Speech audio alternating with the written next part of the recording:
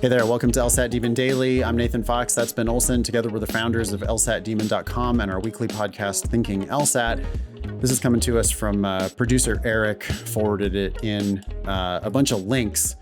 Check out the law school data admissions graphs for these schools. And the five schools that Eric linked to us are WashU in St. Louis, ASU, that's Arizona, UCLA, University of Florida, Levin, and Vanderbilt. Have you seen these before, Ben? No, I've never seen these. These are sharp.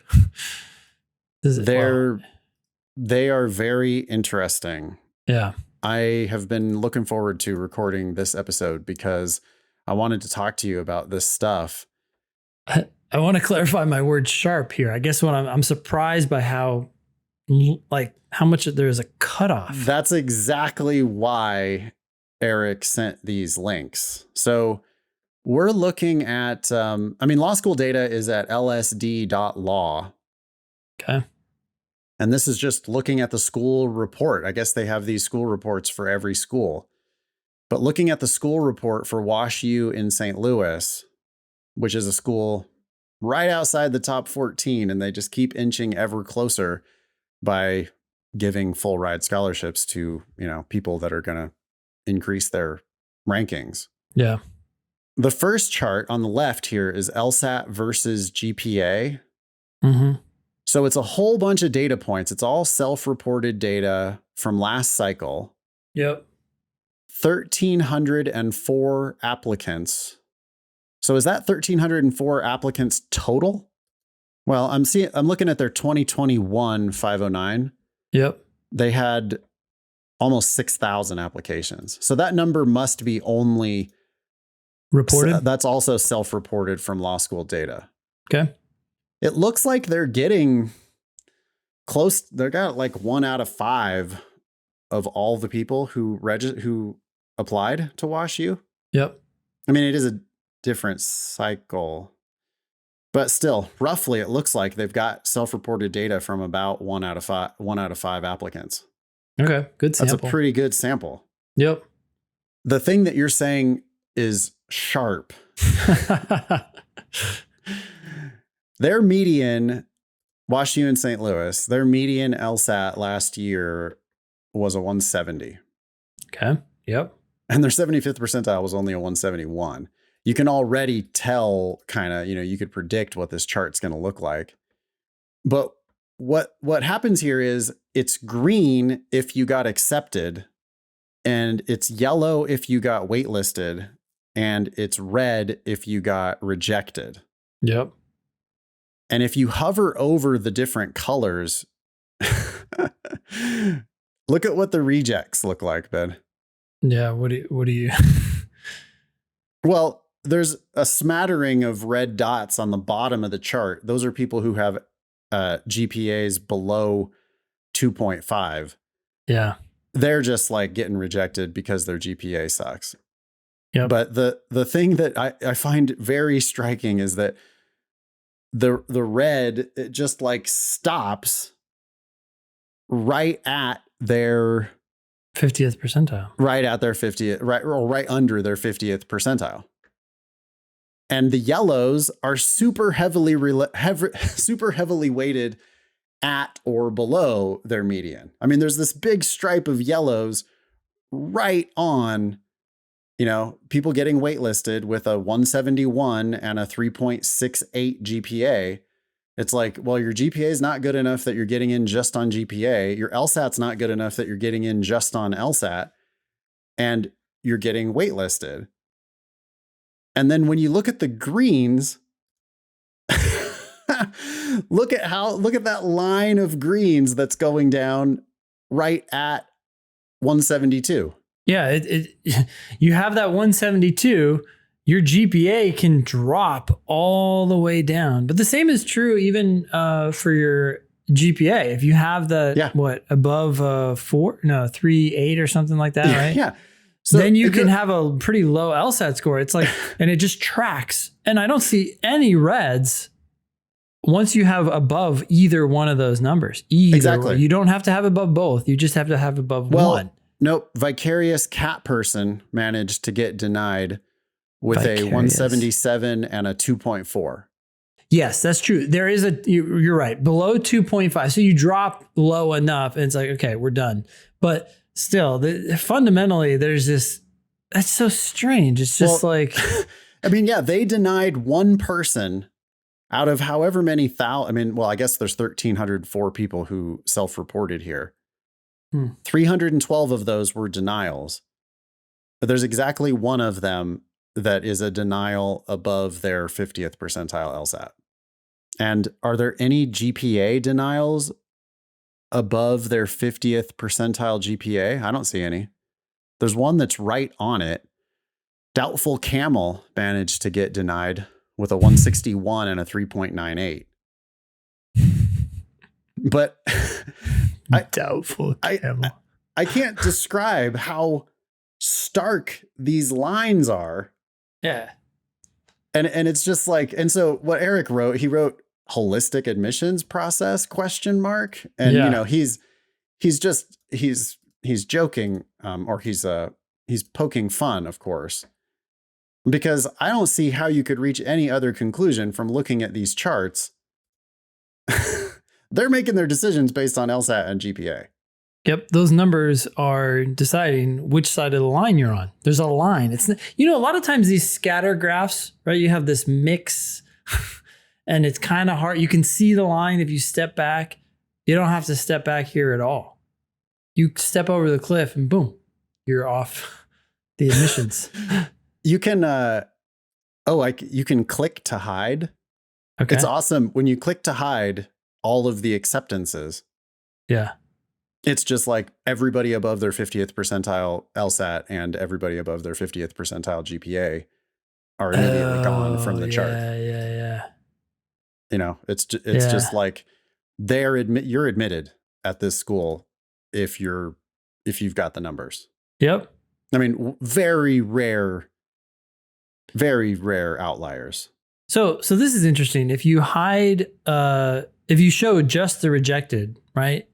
Like you're saying, as soon as you get above those numbers, you're being accepted, right? Yeah, they're rejected are just in this. And it's like, if you're close on both, you're fucked. Like, sorry, Flatfoot, 169, 3.87.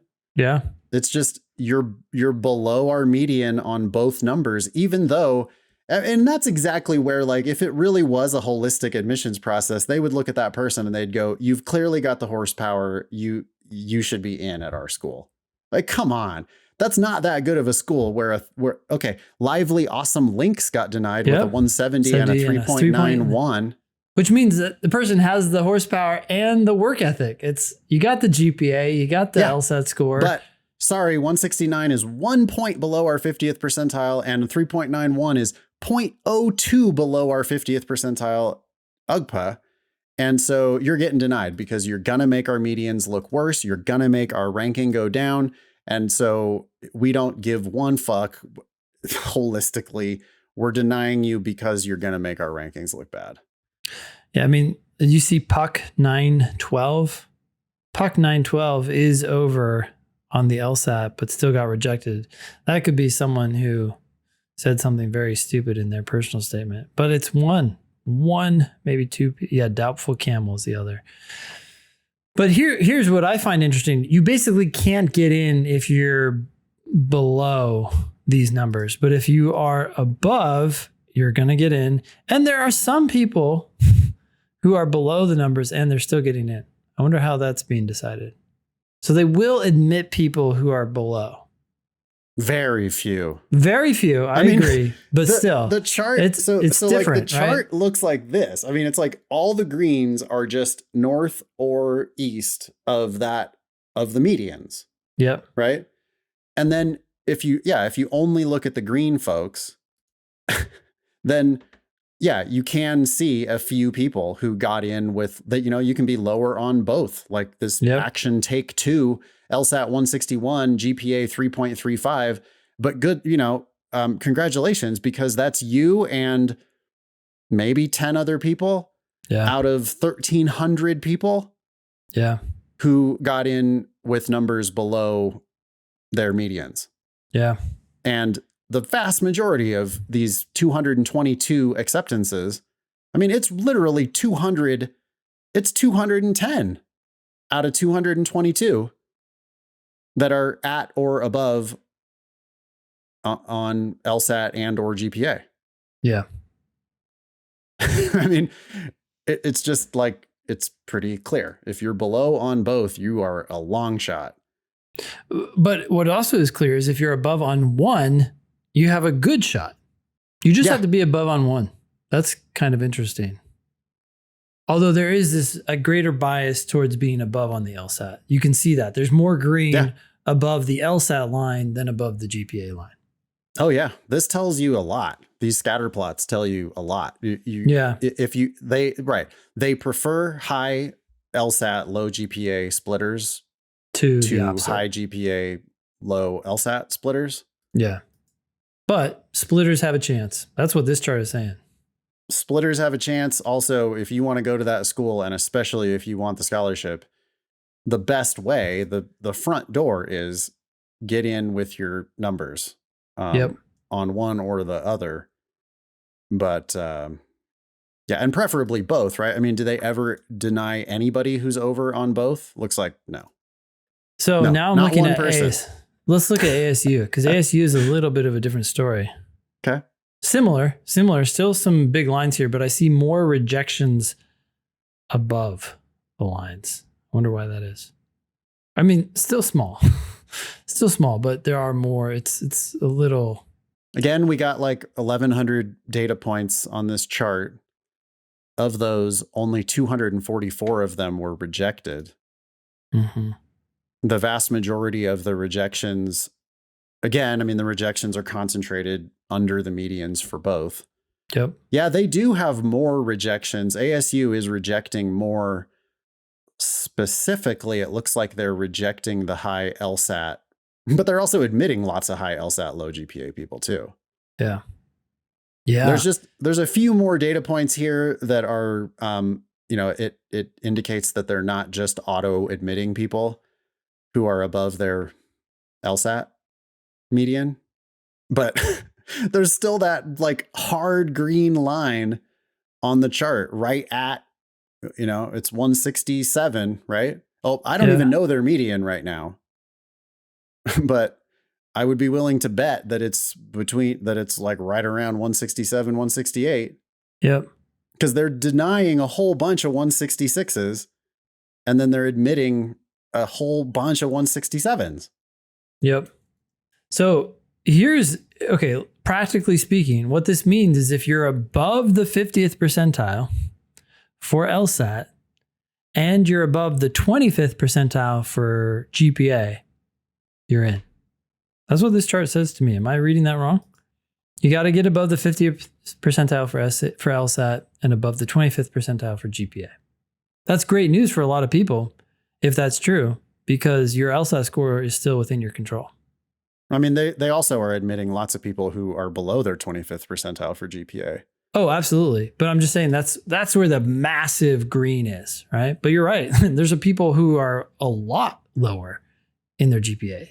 I mean, that line goes straight down. That there's plenty of people down there with 167, 2.5. You're in.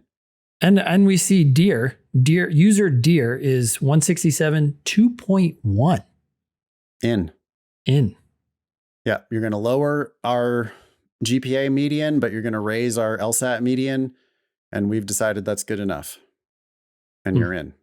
But we don't see that as much with the above the GPA. If you're above the GPA, but your LSAT isn't there, we're not seeing as much of a... That may just be the nature of the range of LSAT scores. Geez, if you're applying below a 140, I don't know.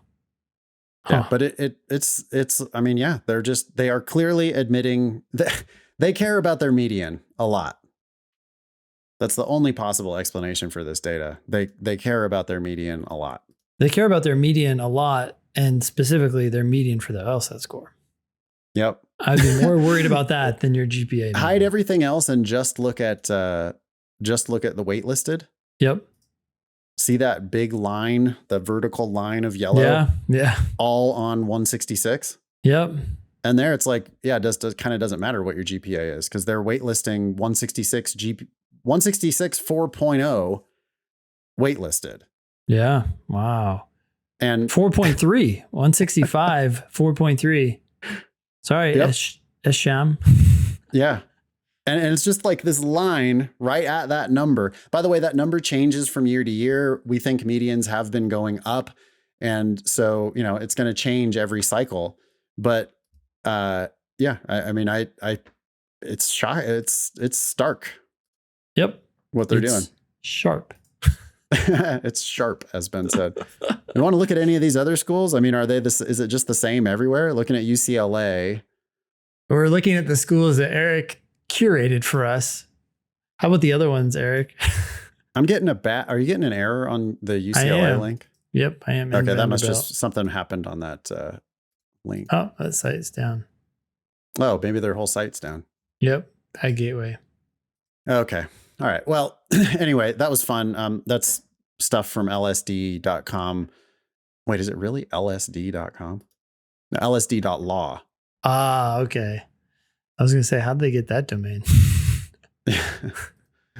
Anything more on this? Thank you, Eric, for sending that. No, that's huge. Yeah.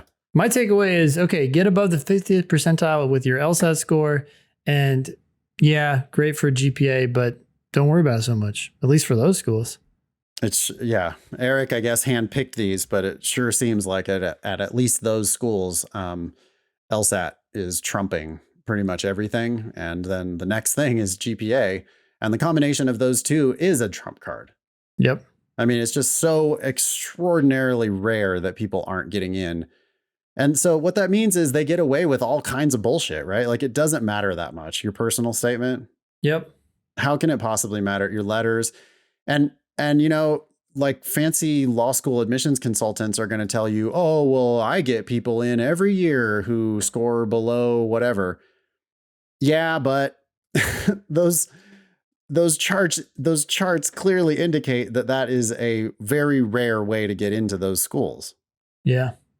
It's just not the front door. It's maybe not even the side door. It's the, you're parachuting in and like sneaking in through the roof access or something. I don't know. It's like okay, it happens. Yep. It's so rare. Yep. And you got to think that they are sensibly, if they are dipping below their medians, they care about their medians so much, right? If they are going to dip below, who are they going to dip below for? I mean, I hope to God that it's diversity cases. I hope to God that they're being sensible about that, and like saying, oh, hey, it's real hard for us to get qualified. It's hard for us to get Blacks and Latinos who score these numbers. And so if we're going to make exceptions, that's who you're going to make exceptions for. Yeah. I mean, I don't think you're making exceptions for the white kid with the super great personal statement. Like, why would you? Yeah. No, it's not going to add to your diversity goals. I mean, big takeaway for me here is GPA doesn't matter. If GPA doesn't matter? Yeah. That might be a slightly extreme. The site's back up now. What do you mean though? Look at if your LSAT is above the median, they have acceptances all the way down to 2.5. I'm looking at UCLA now. Okay. Yeah. I mean, if you just like compare accepted to rejected, it's hilarious. Like get rid of the wait lists because those are, unclear. If you compare accepted to rejected, it's like it's just like this square. It's like if you're above their medians on LSAT and or GPA, you're in. If you're below their medians on LSAT and or GPA, you're probably out. Yeah. They sometimes make exceptions and deny people who are over on one or the other. UCLA's got a decent number of rejections of people who had higher than a 170, whatever. But again, those are almost all people with low LSAT, with low GPA as well. Yeah, that's true. I'm just surprised because their 25th percentile for GPA is 3.6, right? So, and yet they have acceptances all the way down to 3.0. I think normally people would just be like, okay, well, I'm a splitter. Good luck.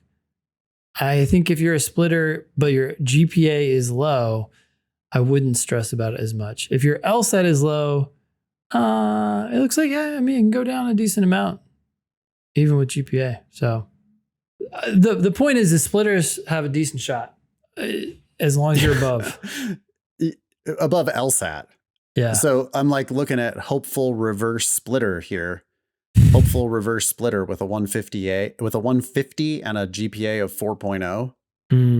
UCLA. That's a denial. It's a red dot. I mean, I shouldn't be making fun of people, but it's just like, I'm not making fun of you. I'm telling you that you're being a hopeful reverse splitter at UCLA. That didn't work out. You need the LSAT most of the time. Yep. All right. Thanks, Eric. That was really useful. This has me feeling better about lsd.law as a data source. Because that data looks pretty good, right? I mean, that's even a lot if you sample. Yeah. Yeah. It's just so many submissions, and it makes sense that the schools are doing. I mean, it's not surprising. Like, it's surprising that this exists, that you can just look at this and it's like so starkly obvious that you need the LSAT and GPA to get in. If you want to get in the way that people normally get in, you need to have those numbers. That's not shocking, but it is it's a very stark visualization, and it stands to reason. And so it makes me feel pretty good actually about the reliability of this data.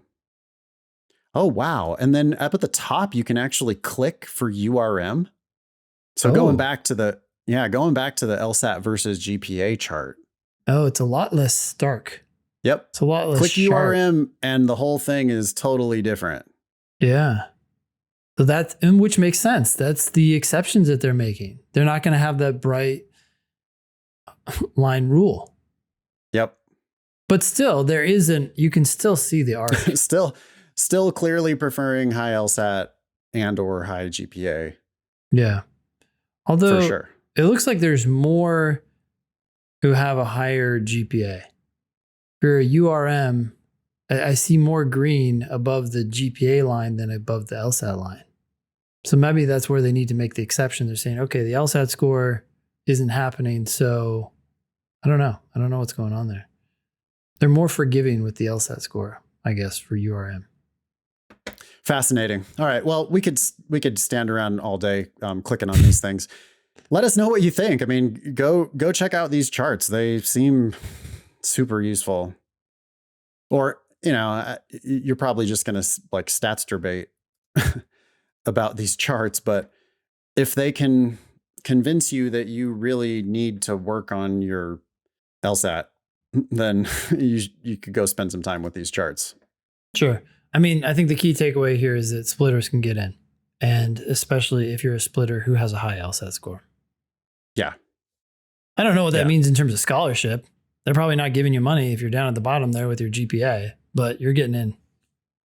I just think that the LSAT's harder to fake. Like we were just talking about this on the Thinking LSAT podcast, but the LSAT is indicative of IQ, but it's also indicative, it seems, of work ethic, because you can prepare for it. You can learn, you can improve so much on the LSAT. And so when they get your score, it's like, well, they know that you either have real strong, just cognitive abilities, natural talent, or you have work ethic, or a combination of those two that created this LSAT. When they look at a 4.0, what does that really mean? Sure. Depends on the classes you took, where you took them, all sorts of random variables that are hard to pin down. Yeah. Cool. All right. Well, you want to add anything here? Nope. Thank you, Eric. Email daily@lsatdemon.com if you'd like to ask us a question or share some LSAT or law school admissions news. Thanks for listening.